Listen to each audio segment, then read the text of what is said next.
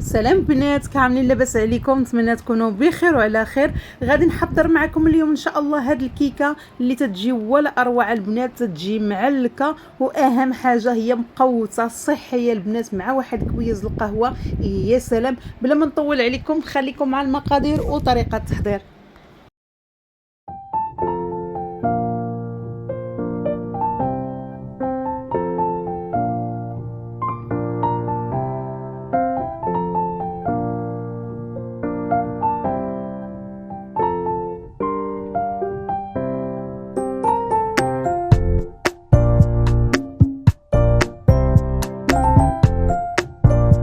اول حاجه البنات خديت التمر ديالي، انا عندي هنا واحد 12 حبه ديال التمر اللي حيدت له العظمه البنات، وغادي نخوي عليه الحليب.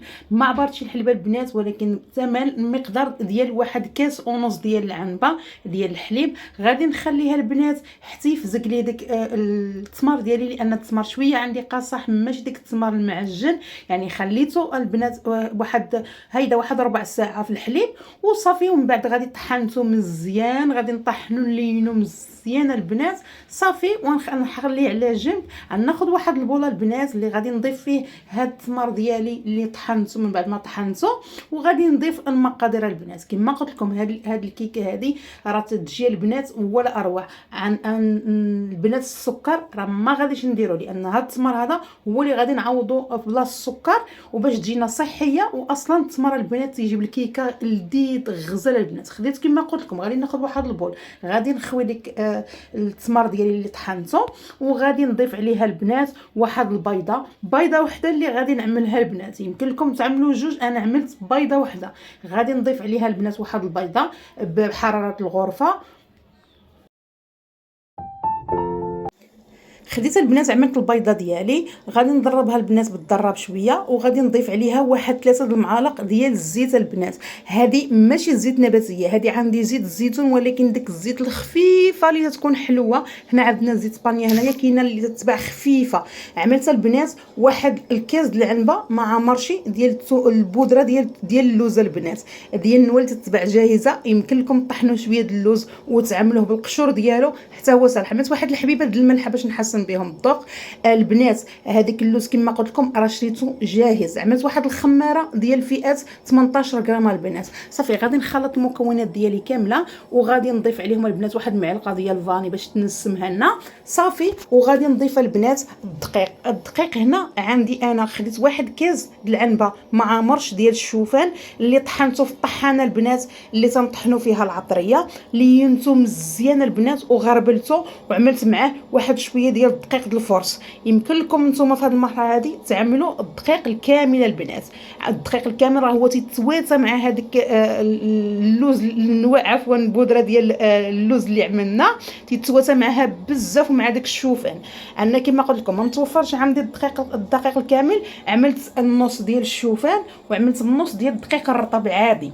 كيفاش تجيكم صحيه اكثر عاملوا الدقيق ديال الدقيق الكامل راه تجي غزاله البنات. صافي غادي نخلط الخليط ديالي البنات عاب الفويه، يعني ما نعملش الا الخلط كهربي الا حتى شي حاجه، يعني عاب يبدا نخلطو هكا شويه صافي. وندوز ناخذ المول اللي غادي نعمل فيه الكيكه ديالي البنات.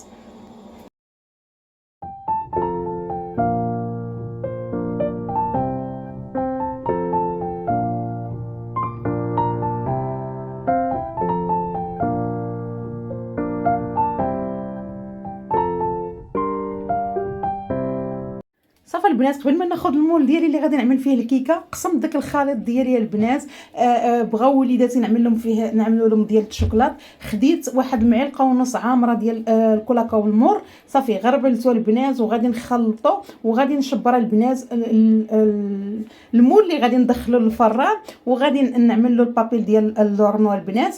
نتوما انا ناخذ المول على شكل طولي. نتوما اي مول عندكم مدور، اي مول اللي تيعجبكم، واخا المول اليومي العادي.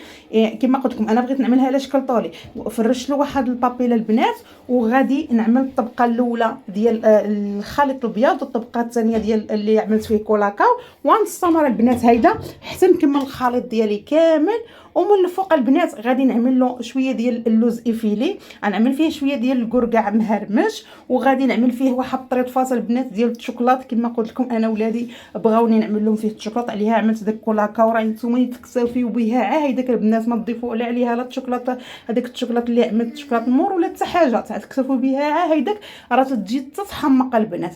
كما قلت لكم غادا نكمل الطبقات ديالي وغادي تشوفوا كيما انا نعمل نزينها بشويه ديال اللوز افيلي بشويه ديال الكركاع مهرمش وبشويه طريطفات ديال الشوكولات غادي نعملهم من الفوق.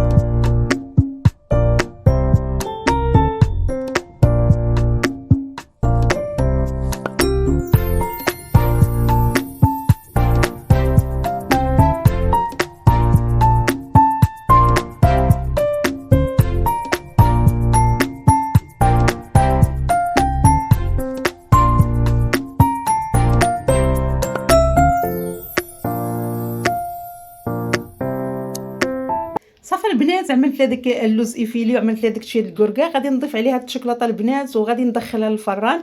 الفران البنات دائما تنقول لكم واحد تيتحكم في الفران ديالو، انا غادي نشعل عليها من التحت البنات وغادي نخليها واحد 10 دقائق عاد غادي نشعل عليها من الفوق. وكما قلت لكم كل واحد تيعرف الفران ديالو، انا الطياب ديال الكيكه عاديه البنات ديال الكيكه اليوميه اللي تعملوها صافي. وندوزو نشوفوا الشكل النهائي ديالها البنات من بعد ما خرجتها البنات انا من الفران. شوفوا الشكل ديالها كيفاش عامل. غادي نعمل البنات انا كما قلت لكم على حسب وليداتي، غادي نعمل واحد المانكا فيها شويه ديال الشوكولات وغادي نعمل لها واحد الخطوط من الفوق كتزيين. ودائما تنقول الزين تيبقى اختياري، كل واحد يزين بالذوق ديالو.